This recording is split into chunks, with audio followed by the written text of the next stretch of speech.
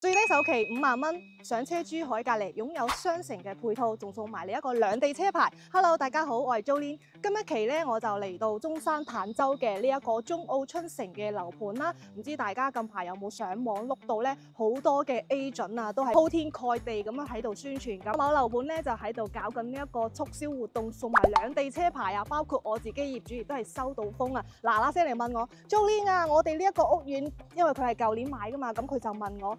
Jolin 啊，我哋上年買嘅屋苑有冇得申請翻送呢一個兩地車牌啊？咁咧我就聲去了解翻呢一個情況啦。咁呢一個政策首先帶動起身嘅話咧，就係珠海嘅灣仔樓盤雙水撞龍灣嗰度去帶起嘅，嗰度總價咧都係講緊200幾萬左右起嘅一個河景精裝現樓單位啦。然之後就係我哋最卷嘅坦洲嘅樓盤啦，中澳春城同埋呢一個裕豐名門佳景康城呢3個樓盤嘅。咁了解完情況之後咧，確實呢一個送兩地車牌嘅政策咧係有嘅。咁譬如好似中澳春城呢一邊嘅話咧，佢可以選擇要定係唔要。你唔要嘅話咧，喺樓價度可以減10萬蚊；你要嘅話咧，亦都係完全冇影響嘅。咁兩地車牌嘅話咧，佢可以行呢一個港珠澳大橋啦、青茂口岸或者係橫琴關口啦，又或者係深圳灣關口嘅。咁認購咗單位之後咧，開發商就會揾呢一個第三方嘅中介公司咧，去協助幫你喺大陸註冊翻一個公司資料嘅。然之後咧，再去申請埋呢一個兩地車牌，大概咧係要3至6個月左右嘅一個時間。因為呢一個兩地車牌咧，佢就唔係跟樓嘅。因為如果係跟樓嘅話咧，你到時後期賣都係要一齊賣嘅。咁而家咧，佢就係跟呢一個公司去註冊嘅話咧，你就可以隨意去買賣啦，亦都可以用嚟收租啊，又或者係自己去用翻嘅。咁呢一個兩地車牌咧，究竟筍唔筍就要睇翻自己個人需要啦，見仁見智啦。你要講佢係羊毛出在羊身上嘅話咧，咁多多少少都係有一啲啦。而家呢一啲開發商嘅促銷手段真係五花八門啦。好啦，咁講翻我哋中澳春城嘅一個單位啦。首先佢嘅一個位置嘅話咧，可以話十分之優越嘅。佢距離我哋嘅港珠澳大橋口岸咧，僅係18分鐘左右嘅一個車程嚟㗎。所以呢一個樓盤咧係好受我哋港澳街坊嘅中意嘅，交通非常之方便啦，可以實現呢一個1小時嘅生活圈。而且樓盤咧亦都係自帶呢一個直通巴士車，可以接送你香港或者澳門往返嘅，咁交通亦都係好方便啦。同埋就係我哋如果係去商業配套嘅話咧，大概5分鐘左右咧就可以去到我哋本區最大嘅一個優越城商場啦。咁10分鐘左右咧又可以去到我哋嘅星級同埋呢一個華發商都啦。所以點解頭先 Jolin 要話呢一個係雙城嘅配套？我哋同時享受住呢一個珠海嘅交通同埋配套啦、夜生活啦。大家都知道珠海好多嘢玩、好多嘢食噶嘛，尤其是海鮮啊嘛。咁然之後就係我哋中山呢一邊嘅配套，亦都係一齊去共享嘅。咁如果我哋平時珠海快節奏有少少過現咗啦，咁啊去翻中山嘅市區啊，或者係我哋嘅南朗翠亨啊，去過翻一個慢生活嘅節奏啦，又或者去翻深圳嘅話咧，亦都係十分之方便嘅。咁仲有另外一個最重要嘅點咧，就係中澳春城呢一個樓盤咧，佢真係好近呢一個關口嘅。咁大家其實都知道，如果你係想近關口喺我哋嘅珠海咧，嗰邊啲樓價真係貴到飛起。對於我哋嚟講嚇，均價咧都係3-5萬左右起步嘅。咁但係我哋隔離嘅坦洲同珠海咧，僅只不過係黐住一條馬路，都係10幾分鐘嘅一個交通配套，一樣嘅商圈配套。但係呢一邊啲樓價咧係相差咗去到50-60% 嘅。我哋而家中澳春城呢一邊均價咧就係有毛坯嘅選擇咧，就係12000蚊左右1平方嘅，帶埋裝修嘅話咧就係13000蚊左右1平方嘅。咁如果係我哋而家買得最好嘅呢一個44棟嘅一個81方同埋89方嘅細單位，同埋又係睇河景嘅話咧，咁就係差唔多13000、14000左右嘅均價，帶埋裝修，今年年底就可以收樓噶啦。同埋咧就係開發商仲會送埋你一個契稅嘅補貼啦、租房嘅補貼啦、月供嘅補貼啦，同埋就係頭先開頭所講到嘅呢一個兩地車牌嘅政策啦。咁呢一個兩地車牌咧，你係可以選擇要定係唔要嘅。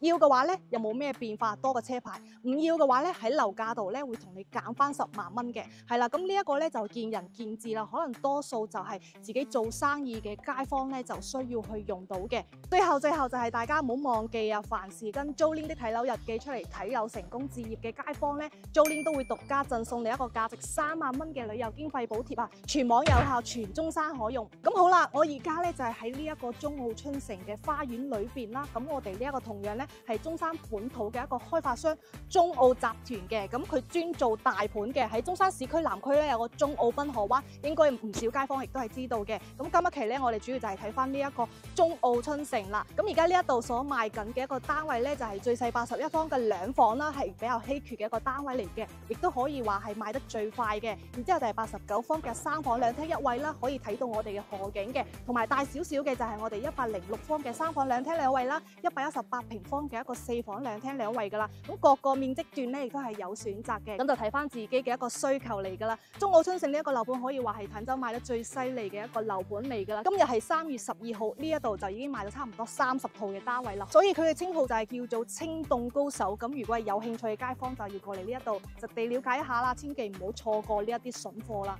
咁我哋而家咧就上翻嚟呢一個40棟咧嚟睇翻呢個3房同埋4房嘅一個大單位。就呢邊咧就係104方嘅3房2廳2衛啦，同埋後邊一隻咧就係118方嘅4房2廳2衛嚟嘅。咁我哋係一個板樓嘅設計啦，中間係會有一個連廊連接我哋兩邊嘅兩個單位嘅，就2梯4房分開咗之後，相當於係1梯2房。咁我哋由呢一個104方嘅3房首先嚟睇起啦嚇。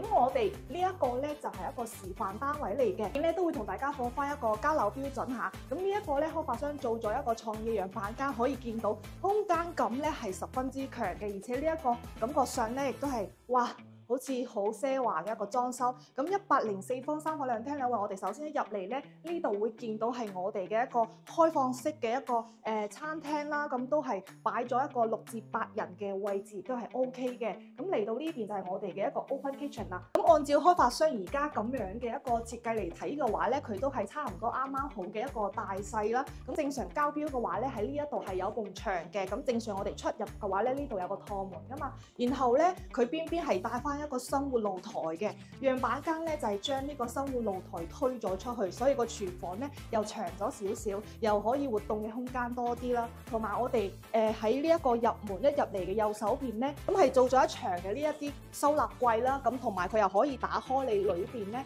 就可以擺翻啲酒啊，又或者係你啲雜物，又或者係做翻嗰啲玻璃櫃咧，就會係好睇啲嘅。即係款式嘅話咧就比較多啦，睇翻自己係點樣去選擇同埋自己嘅喜好啦。客廳嘅話咧就係將呢一個露台推咗出去嘅一個空間嚟嘅，感覺上咧係非常之開闊嘅。咁所以咧電視機咧就擺咗喺呢一埲牆，同埋都係做咗一個大理石嘅呢一個電視嘅背景牆啦，所以感覺上咧又會係好睇好多嘅。呢一邊咧我哋就擺翻一個大概3.2米左右嘅一個梳化咧就 OK 噶啦。再嚟睇翻我哋嘅一個露台位置啦。咁正常嘅話咧，露台到呢一埲牆呢一度咧係有一個趟門嘅，咁所以咧開發商就將佢推咗出嚟。都見到其實呢一個露台正常嚟講嘅話咧，佢亦都係比我哋平時所見到嘅嗰啲露台係闊好多、大好多嘅。所以咧呢一個空間係完全唔需要去浪費，好似佢咁樣做翻一個風窗啊，然之後睇翻我哋嘅一個園林景觀。咁我哋而家呢一度咧就係一個4樓嘅位置嚟嘅，而且今日嘅天氣咧亦都唔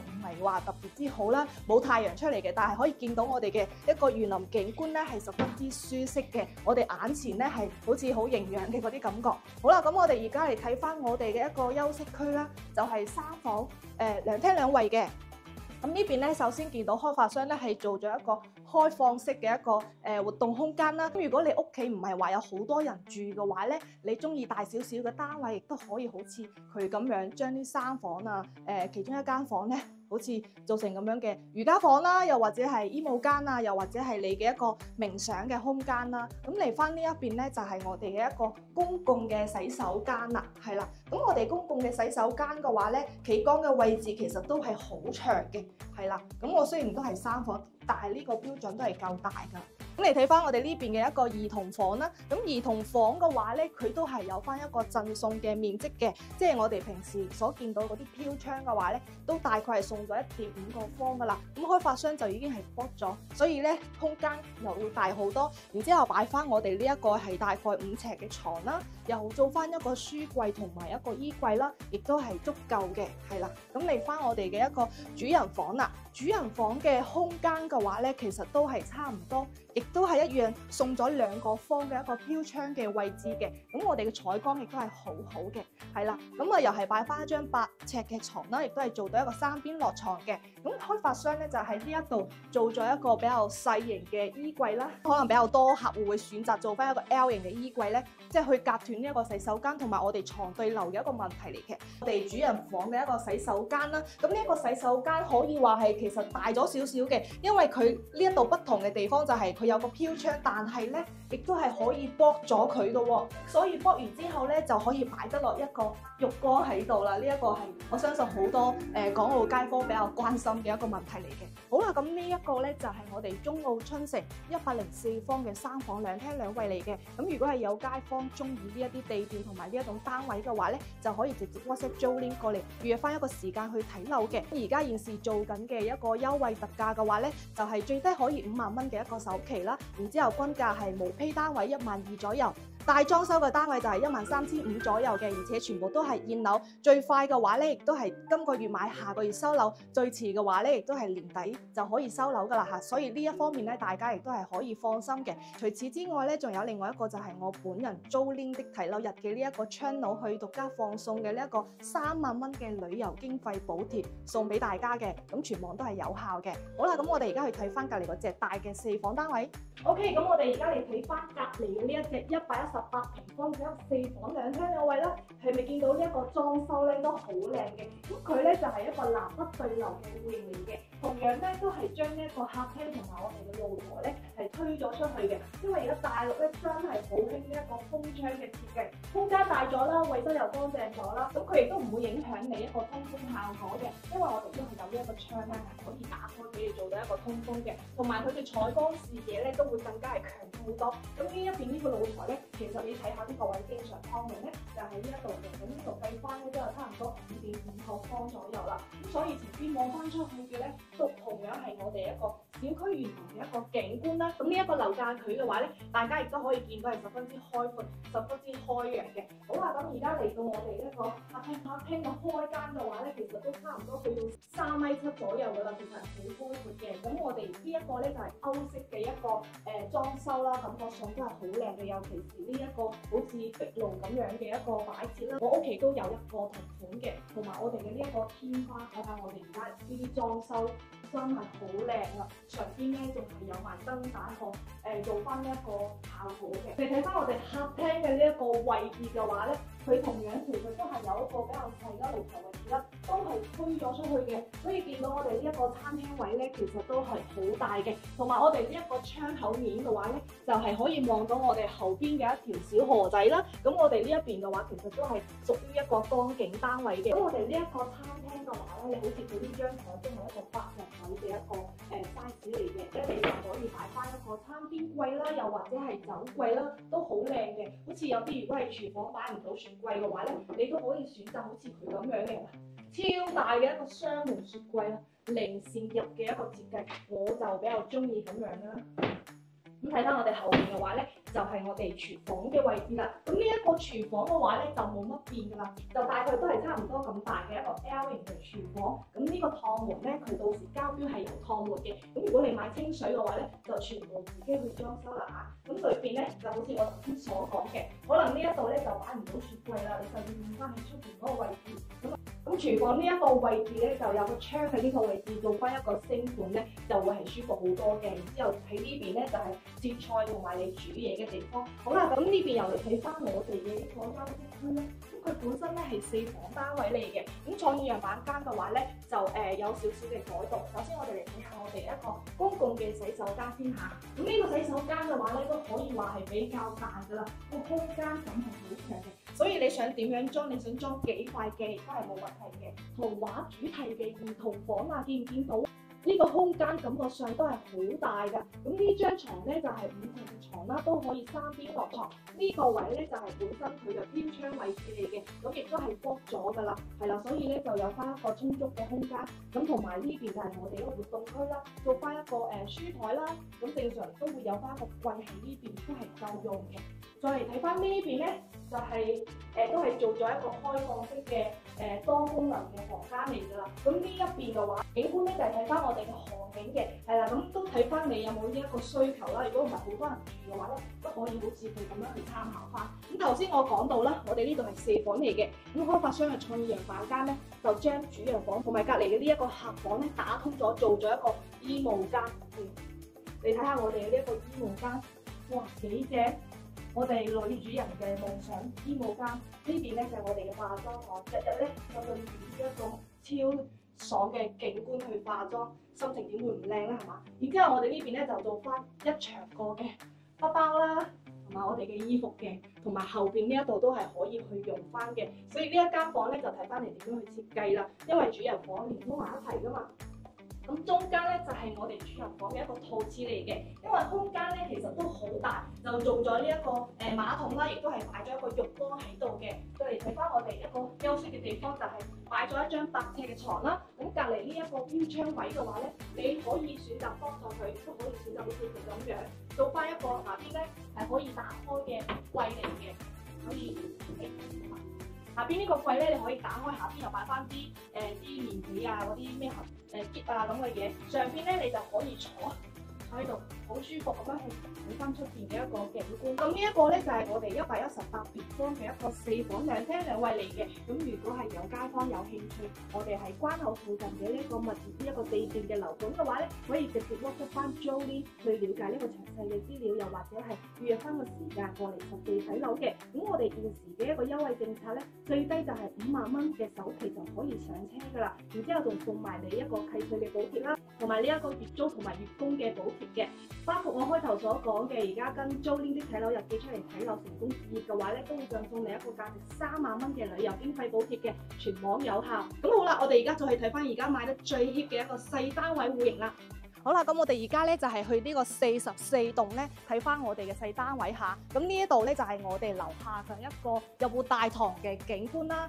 側邊咧可以見到我哋開發商比較貼身嘅一個設計，就係呢一個輪椅嘅通道啦，係啦，咁就方便我哋有啲長者可能坐輪椅唔舒服嘅。中間咧亦都係做翻啲花花草草，係比較算唔錯嘅一個開發商嚟㗎。你咧可以見到我哋呢一個大堂咧，稍微爭少少嘅，呢一棟嘅碌邊係稍微爭少少嘅，咁都會有翻一個裝飾畫喺度。樓底嘅話咧都係差唔多係5米咁高嘅，係啦。咁我哋而家咧就上翻去呢一個4樓啦，同大家睇翻呢一個示範單位嘅。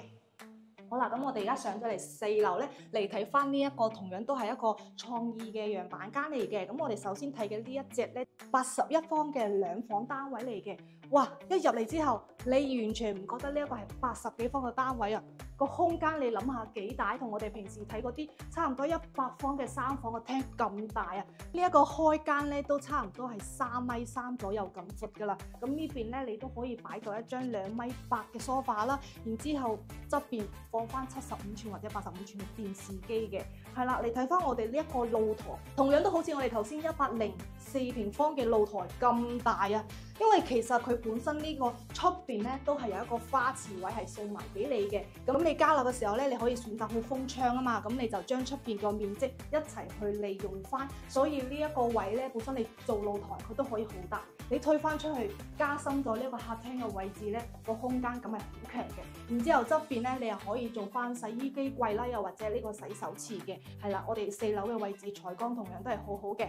咁喺我哋呢一個大門咧，嗱呢一個咧就係交樓標準嘅門嚟嘅，喺門嘅後邊咧就係會有翻一個位置咧，可以俾你去做到一長嘅鞋櫃，都好靚嘅。又中間咧又可以擺翻一啲裝飾嘅物品啦。然之後嚟睇翻我哋左手邊嘅一個飯廳位置啦，咁佢就係將餐台咧擺咗喺呢一個位嘅，呢張台咧就稍微細咗啲，2個人用就夠，因為我哋呢一個都係2房嘅單位嚟噶嘛，就唔需要好大。咁如果你係中意嗰啲中島台設計嘅話咧，你都可以換翻個位置去擺。又行翻入嚟就係我哋嘅一個廚房嘅位置啦。哇！有冇搞錯？兩房單位嘅廚房咁長咁大，同我哋平時3房嗰啲咁大喎 L 型嘅廚房，邊邊咧又放埋我哋嘅一個雪櫃嘅位置啦。係就話兩公婆成日煮飯都 OK 啦，見到咁大嘅廚房。咁你睇翻我哋後邊咧，我哋嘅其中一個房間啦。咁我哋窗口咧都係望翻我哋嘅花園嘅南向嘅位置嚟嘅，係啦。咁擺翻呢一張係大概係5尺嘅床啦，亦都可以3邊落床嘅，同埋做埋呢個書台同埋衣櫃。咁隔離咧就係我哋嘅一個洗手間位置啦。大家都可以見到兩房一個洗手間啊嘛，咁呢一個空間感嘅話咧都好大噶啦，做翻一個鑽石型嘅企缸。好啦，咁嚟翻呢一邊咧，再嚟睇翻我哋另外一間房。咁呢隻咧就相當於係飛機嘅戶型啦，大家千祈唔好眨眼，睇下呢一間房有幾大。噔噔噔噔，衣帽間都有埋喎。有冇諗到啊？81平方2房2廳，而且仲帶埋衣帽間。呢一個位置咧係送埋俾你嘅，你就直接係好似佢咁樣做翻一個衣帽間，然之後鋪翻啲地氈啊，又擺翻一個呢個全身鏡喺度。再過嚟呢一度睇下，佢仲帶埋一個窗口位俾你。呢度又係送翻嘅一個位置，見唔見到啊？贈送嘅面積可以話係非常之多啦，呢度都0.5個平方，即係呢個飄窗位。睇翻你點樣去用啦。咁我哋嘅床咧就擺呢邊啦，呢個係8尺床嚟嘅。咁就3邊落床嘅話咧係少少啦，咁睇翻你用幾大嘅床，或者你想並埋，亦都係冇所謂，本身個空間都係夠大噶，同埋你嗰個位置咧又擺翻一個台面係啦。咁我哋嘅窗口同樣都係望翻我哋花園南向嘅。咁好啦，呢一個咧就係我哋81平方嘅2房2廳啦，係啦，實用率咧大家都見到啦，仲帶埋衣帽間，廚房又咁大，廳又咁大，露台又咁大。咁如果係有街坊中意呢一個近關口嘅位置啦，交通又便利啦，配套又方便嘅話咧，就可以 WhatsApp 翻 Jolene 了解呢一個詳細資料，又或者係約翻個時間過嚟呢度實地睇樓嘅。咁而家包括埋我哋頭先所講嘅開發商贈送嘅一個福利之外啦，亦都係有翻呢一個 Jolene 的睇樓日記贈送嘅一個價值3萬蚊嘅旅遊經費補貼嘅。好啦，咁我哋而家嚟睇翻呢個89方嘅河景單位啦。好啦，咁而家嚟睇翻呢一個咧就係89方嘅3房2廳1衛啦。咁呢一邊嘅話咧，佢就屬於2梯5伙嘅。呢兩個咧就係89方，嗰邊咧兩隻81方同埋呢一個119方嘅。咁119咧係仲未有開賣嘅，係啦。咁我哋而家嚟睇翻呢一個89方嘅3房啦，就隔離咧會有一個走火通道嘅，係安全性都係好高嘅。咁我哋入翻嚟咧可以見到其實佢嘅實用率都係好高嘅。咁側邊咧呢一個開發商咧係做咗一個櫃喺度啦，咁你可能擺翻啲鎖匙啊，或者擺啲雨遮咁樣。如果覺得唔夠大嘅話咧，可以喺呢個後邊做翻一個鞋櫃，又或者你睇翻你後期嘅一個設計，可能咁樣做一排過嘅一個鞋櫃啦。因為開發商佢就係喺門口側邊咧，因為廚房位啊嘛，佢又係做咗一個 open kitchen 嘅一個設計嚟嘅，所以咧就冇做到比較大嘅一個鞋櫃。咁如果你後期咧就睇翻你點樣做啦。係啦，我哋首先嚟睇下呢一個廚房嘅位置啦，就見到呢度係點咗一個細細地嘅賭台啦。其實呢個位置好似我頭先所講，喺側邊嗰度做翻鞋櫃咧，呢一度行翻出去可能就會係好啲嘅。咁我哋呢個廚房其實都幾深下嘅，同我哋81方差唔多咁深。擺翻一個單門嘅雪櫃啦。咁呢邊咧就係我哋嘅一個炒菜嘅地方同埋切菜地方啦。然之後一個大星盤望翻我哋側邊嘅一個河景嘅，係啦。咁我哋睇翻我哋飯廳嘅位置啦，就都好開闊噶啦。擺翻一張4到6人嘅餐台啦，都 OK 噶啦。然之後邊邊咧又做翻一個餐邊櫃嘅。咁呢一個客廳嘅話咧，都係幾大下噶。89咧同我哋81方咧就係相差咗8個方左右啊嘛。但係多咗一間房喎，個廳又係一樣咁大喎。係啦，咁都係做咗一個封窗嘅設計嚟嘅。因為而家我哋比較追求呢個空間大嘅感覺啊嘛。咁我邊邊咧又做翻一個洗衣機啊，同埋呢個洗衣機櫃嘅。係啦，咁我哋呢一個景觀嘅話咧，就係睇住我哋北向嘅一個河景嘅。我哋而家係4樓嘅位置啦，就睇得比較近。如果係高樓層嘅話咧，可以睇得更靚、更遠嘅一個景觀，更開揚嘅。平時嘅話咧，好似呢啲太陽落山啊，或者咩個天空超靚。係啦，咁睇翻呢邊咧，佢就冇擺電視。咁我哋正常擺電視位咧，就喺呢一度嘅。係啦，咁睇翻我哋3個房間，一個洗手間。先嚟睇呢一個洗手間，就喺呢一度。咁位置嘅話咧就唔會係細嘅，雖然話佢多咗一間房，但係佢嘅位置同樣都係好大嘅。係啦，咁首先咧就係我哋第一個客房啦。咁呢一個客房咧就係擺咗一張5尺嘅床啦，亦都係做到3邊落床嘅。窗咧就係睇翻我哋嘅河景，包括埋我哋呢一個主人房嘅景觀都係睇河景嘅。咁大家咧而家係見到呢一度好似係比較大嘅房，因為本身咧呢度係3房嚟噶嘛，開發商咧就將呢2個房間咧係打通咗嘅。見唔見到我哋呢一度咧做咗一個戶型嘅門洞啦？咁就係好似一個衣帽間，又或者係一個個人嘅辦公室嚟嘅。呢一個景觀咧就都係斜少少望翻我哋嘅一個河景啦，同埋我哋2樓嘅一啲平台嘅。空間亦都係好大，咁啊睇翻你需唔需要咁樣去做啦。然之後呢邊主人房嘅位置啦，空間都係好強嘅。呢邊做咗一 set 嘅呢一個化妝台啦，同埋呢個飄窗位俾你去坐之餘，睇住呢出邊嘅一個河景啦，都係好舒服嘅。係啦，咁呢一度咧就係我哋89平方嘅一個3房2廳1衛啦。實用性咧，大家亦都係可以見到非常之強嘅。咁頭先咧亦都係影咗呢幾個示範單位咧，可能街坊都會話全部都係示範單位嚟嘅，唔緊要。陣間咧就係睇翻呢一個交樓標準嘅影片俾大家去參考埋嘅。咁我哋40棟嗰邊咧就係賣緊啲104方嘅3房同埋118方嘅4房，嗰邊咧就係一個清水嘅交樓標準嚟嘅，均價咧就係12000。咁我哋41棟嘅話咧，亦都係同樣106同埋118方嘅單位，就係賣緊搭埋裝修13000左右嘅均價嘅。咁我哋44棟呢一邊咧就係細單位，81方嘅2房1衛啦，同埋呢一個89方嘅3房1衛嘅均價咧就係13000到14000左右嘅。咁除咗樓盤嘅呢一啲補貼之外啦，仲有就係跟租呢啲睇房日記睇樓成功置業嘅話咧，都會贈送你呢一個價3萬蚊嘅旅遊補貼嘅。好啦，咁我哋今日期介紹咧，亦都係差唔多到呢一度啦。有街坊係中意呢啲地點同埋呢一啲單位嘅話咧，可以直接 WhatsApp 翻 Jolin，又或者預約個時間過嚟實地睇樓嘅。咁大家係覺得呢一條影片對你有幫助嘅話咧，亦都可以訂閱翻我 channel， 俾個 like 我，又或者係